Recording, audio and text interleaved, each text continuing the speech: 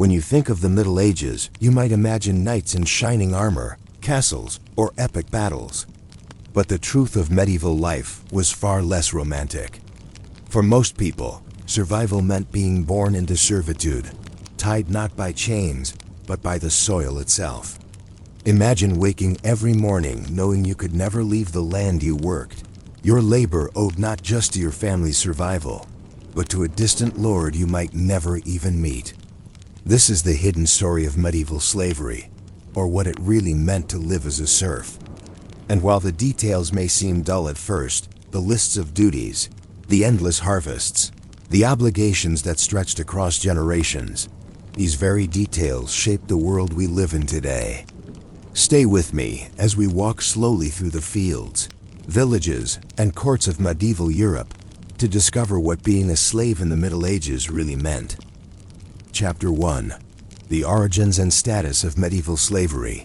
When you think about slavery in the Middle Ages, your mind might drift toward chains, shackles, and forced labor under a whip. But the reality, as with so many aspects of medieval life, was at once duller and more complicated. Unlike the vivid horrors of transatlantic slavery in later centuries, medieval servitude was woven so tightly into the fabric of everyday life that it was both unremarkable and unavoidable. To understand what it meant to live as a slave, or more precisely a serf, in the Middle Ages, you must first set aside modern assumptions and sink slowly into the soil of the feudal countryside, where power and obligation grew as inevitably as the wheat. The term slave in the medieval European context is not mapped neatly onto a single definition. In some regions, particularly around the Mediterranean, slaves could be war captives sold into households or galleys, stripped of freedom entirely. Yet across much of Western Europe, particularly after the early Middle Ages, the institution that mattered most was serfdom, a condition of being tied not to an individual master in the strictest sense, but to the land itself. If you were born a serf, you did not belong solely to the lord. You belonged to the manor, to the soil, to the inherited web of duties that stretched across generations. To trace the roots of this condition, you must look back to the collapse of the Roman Empire. The Romans had, of course, perfected large-scale slavery, filling their villas and fields with men and women taken from conquered territories. When their empire crumbled in the West during the 5th century, the steady supply of new captives diminished. Over time, slavery transformed into something less visible but equally binding: the half-free, half-unfree status of the medieval peasant serf. The distinction between free peasant and serf often blurred, but the crucial difference lay in the legal right to leave. A free peasant could, in theory, walk away from the land and seek a new life elsewhere. A serf could not. The earth beneath his or her feet acted as both prison and sustenance. Imagine being born in a small wooden hut at the edge of a village in the year 1100. The thatched roof leaks when the rain falls heavily. The floor is packed dirt, and smoke from the hearth escapes only through a hole in the roof. From the moment of your birth, your legal identity is clear. You are bound to the manor of Lord Geoffrey, whose castle rises distantly on a low hill. You cannot marry without his permission.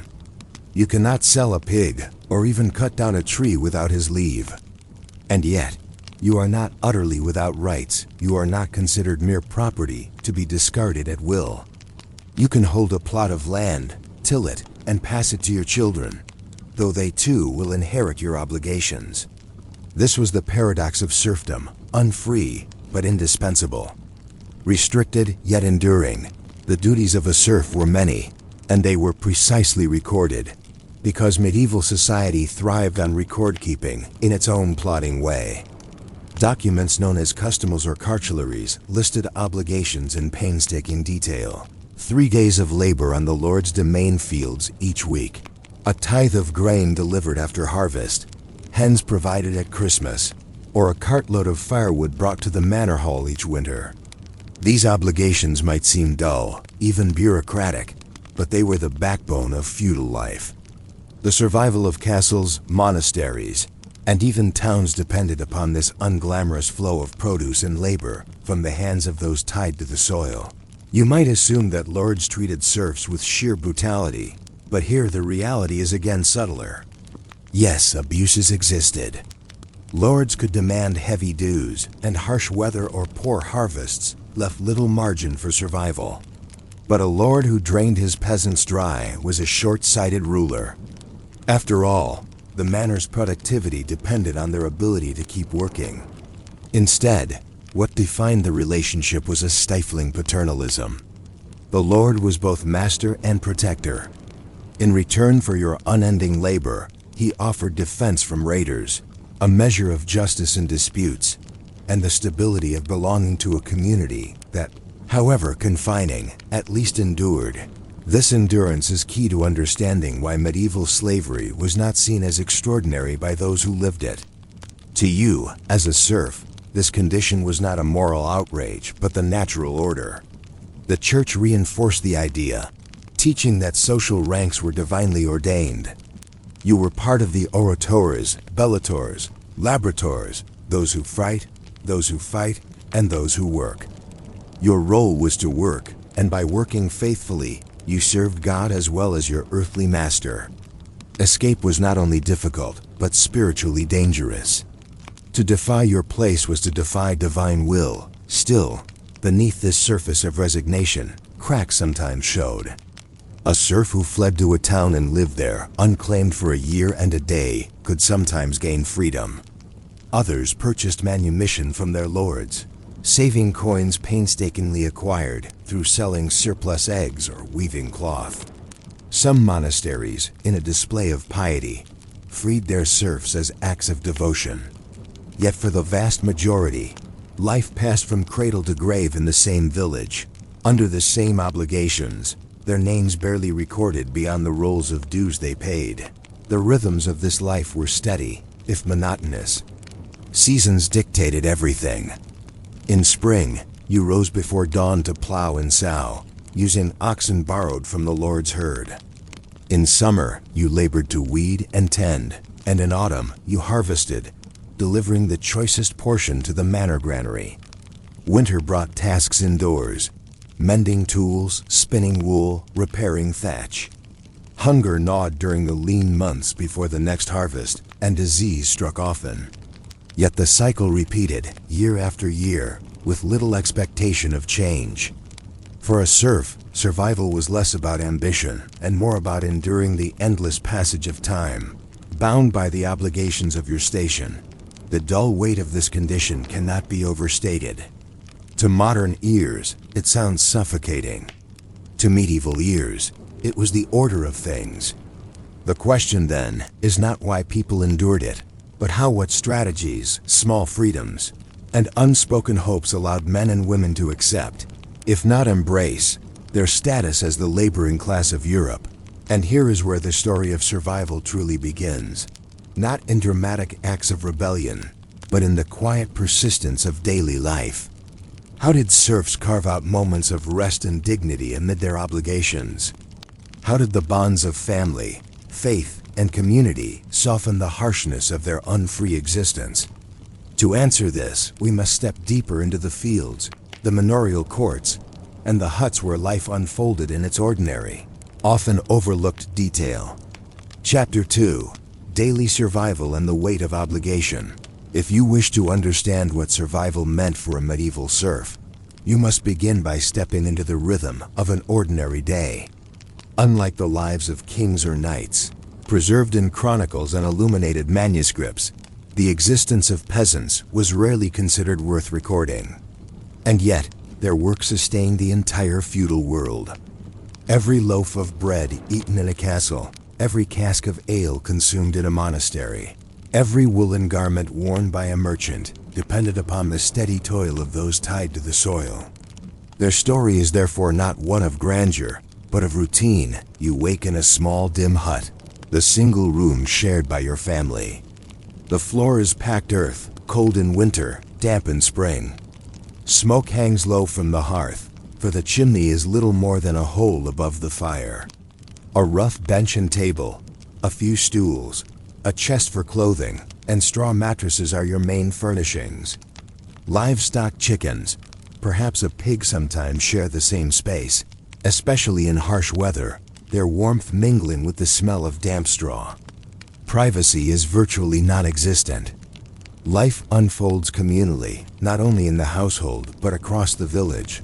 The first task of the day is not decided by your preferences, but by the calendar of obligations.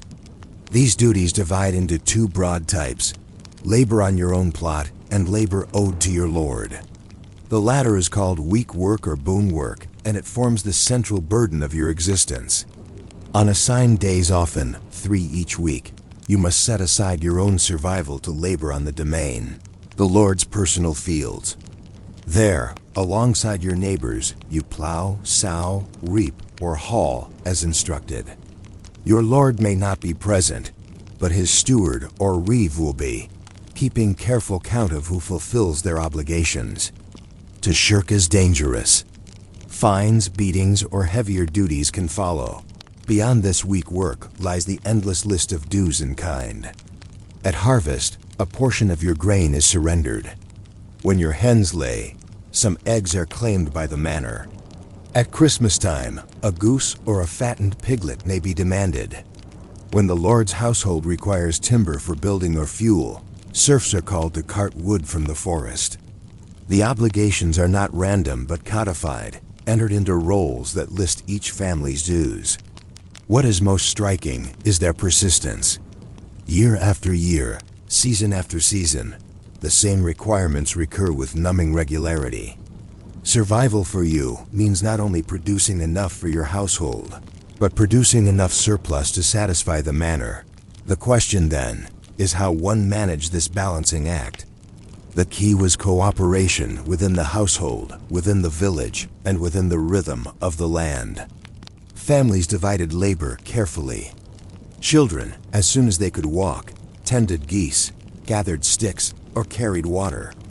Women spun, wove, baked, and brewed, but also joined in harvest or haymaking when every hand was needed. Men tilled, mowed, and carted, but also mended tools and cared for livestock. Tasks were rarely solitary. Neighbors worked together in the open fields, each strip of land lying side by side in long, narrow furlongs. Your plow might cut one strip, while your neighbor's oxen trudged along the next.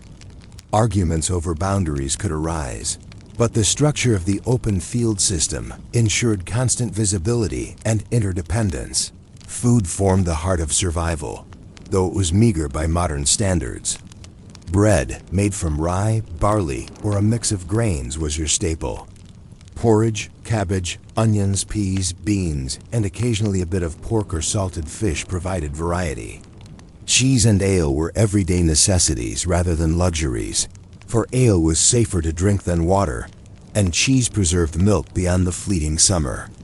To supplement, you foraged berries, nuts, mushrooms, and herbs from the woodland fringes. In years of poor harvest, acorns and chestnuts might be ground into meal. Famine was never far away. The line between enough and hunger was thin. Survival meant thrift, ingenuity, and reliance on the community granary. If it had any reserves, hygiene was rudimentary but present. You washed when water was available, though soap was scarce and usually homemade from animal fat and ash. Clothes, simple tunics and hose, were patched and repatched. Shoes, if you had them, were precious. Illnesses swept through villages with little resistance. Fevers, dysentery, and ergot poisoning from moldy rye were common. Child mortality was high. Many children did not survive to adulthood. Death was therefore both expected and familiar, woven into the cadence of existence. Yet the burial rites, held in the parish churchyard, reinforced the sense of belonging to a greater order. Life, however harsh, had meaning because it fit within God's design. Religion, indeed, shaped the daily experience of obligation as much as the Lord's demands. The church collected its own dues, the tithe typically 1/10 of produce.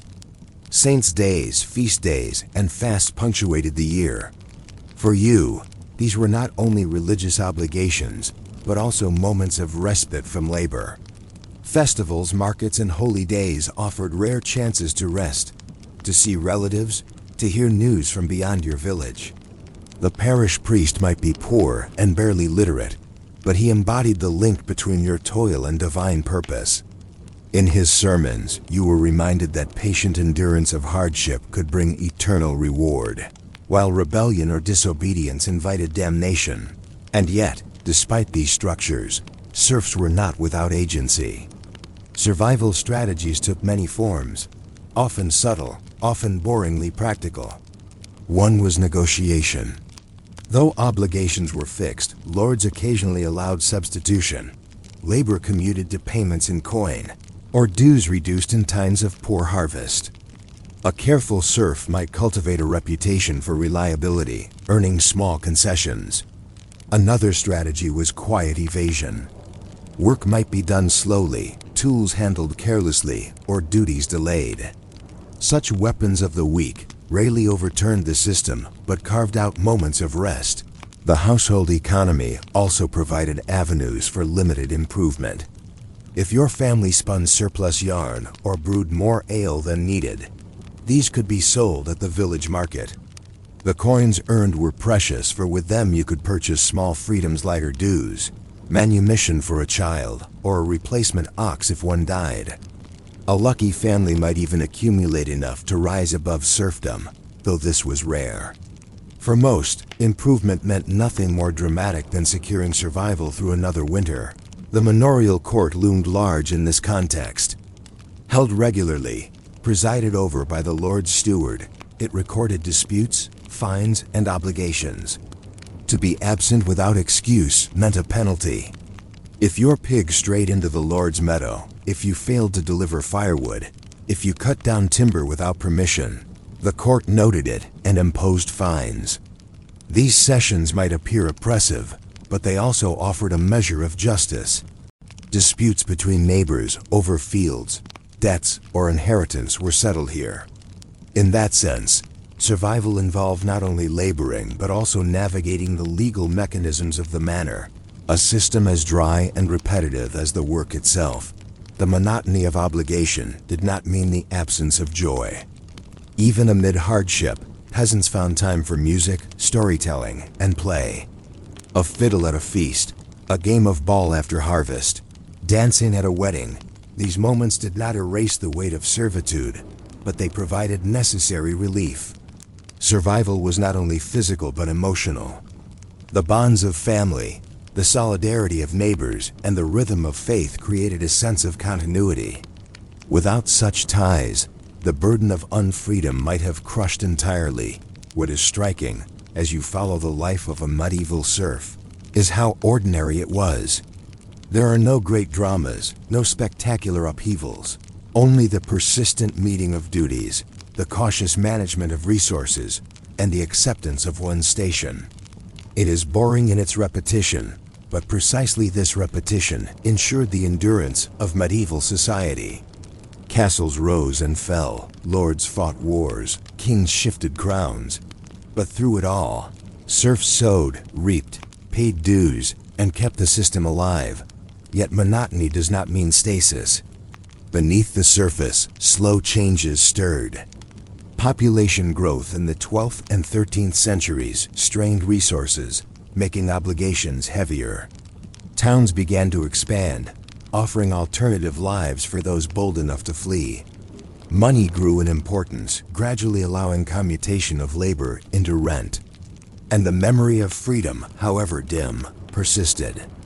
When poor harvests struck, when lords pressed too heavily, murmurs of resistance sometimes stirred. So, while survival for a serf meant daily submission, it also contained the seeds of potential change.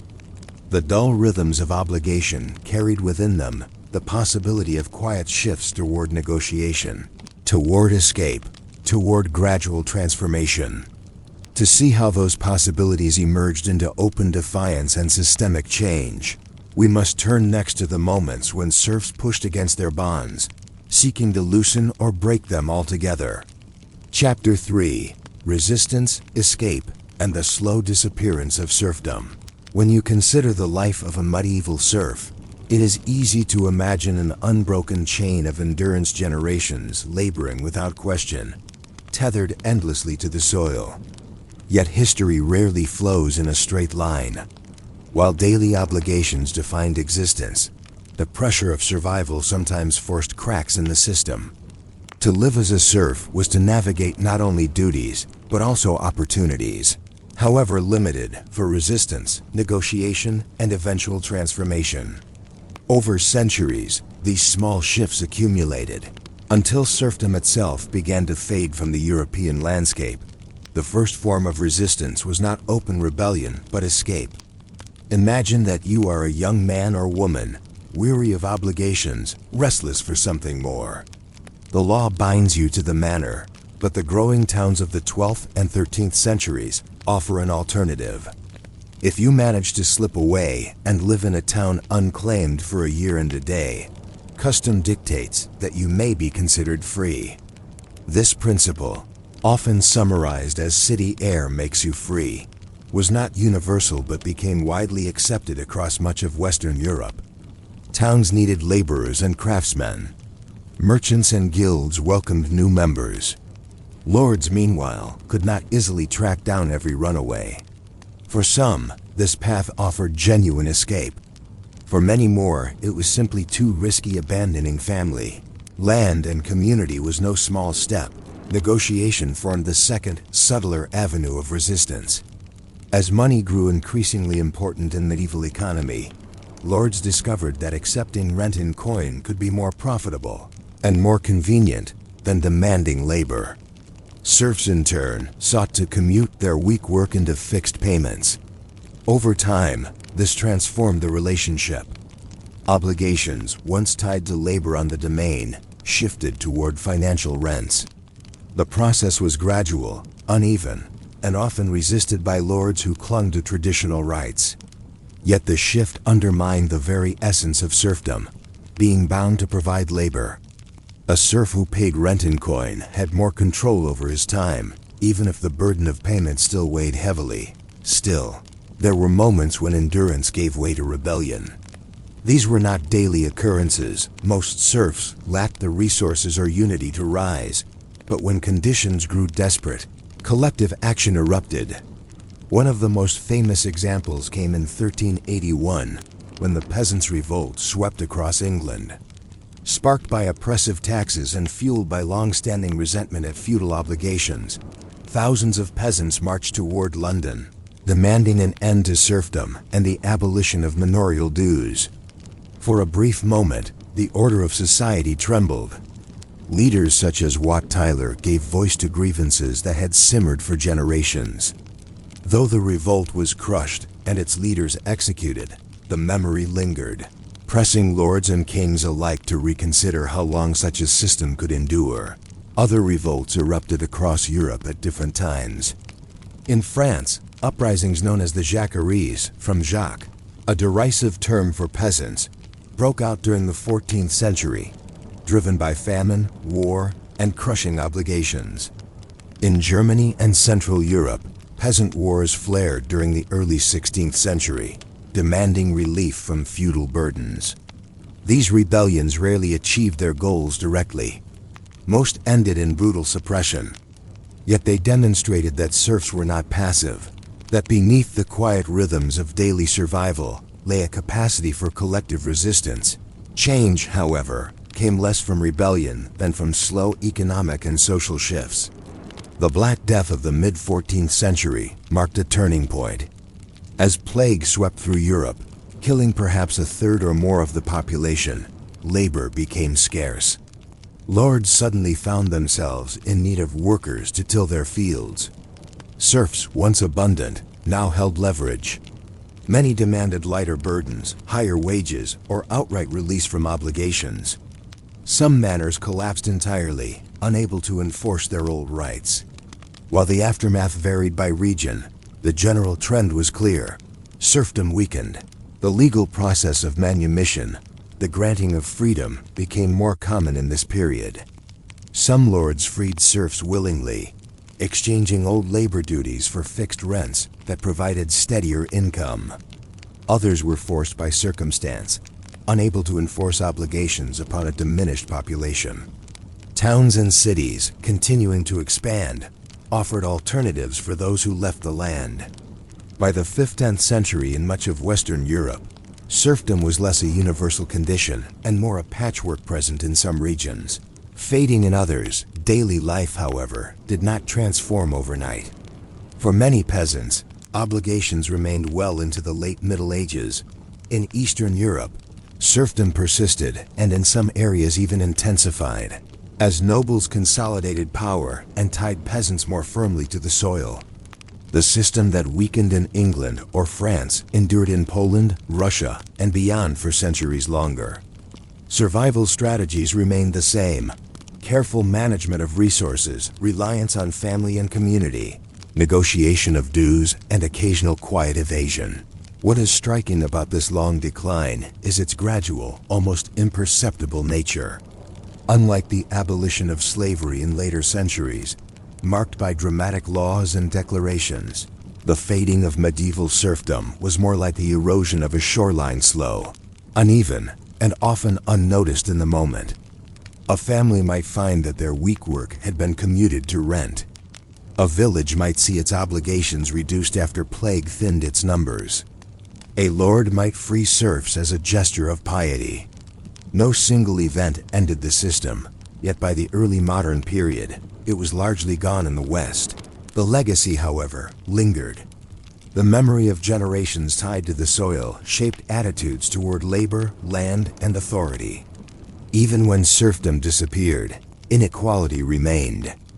Land was still controlled by elites, and peasants often remained poor and dependent.